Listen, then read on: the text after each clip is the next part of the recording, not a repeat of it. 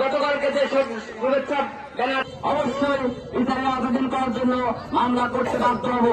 বিএনপির চেয়ারম্যান নির্বাচিত হওয়ায় তারেক রহমানকে শুভেচ্ছা ও অভিনন্দন জানিয়ে রাজশাহী বিশ্ববিদ্যালয় শিক্ষক ও রাজশাহী জেলা জিয়া পরিষদের সভাপতির টাঙানো ব্যানার ছিঁড়ে ফেলায় রাজশাহী বিশ্ববিদ্যালয়ের কেন্দ্রীয় ছাত্র সংসদের সাধারণ সম্পাদক সালাউদ্দিন আম্মারের মানসিক চিকিৎসার দাবিতে মানববন্ধন করেছে বিশ্ববিদ্যালয়ের শাখা ছাত্রদল। মানববন্ধন শেষে ছাত্রদলের নেতৃকর্মীরা উপাচার্যের কাছে স্মারকলিপিও প্রদান করেছেন। আজ ক্যাম্পাসের প্যারিস রোডে অনুষ্ঠিত মানববন্ধনে ছাত্রদলের নেতাকর্মীরা অংশ নেয়।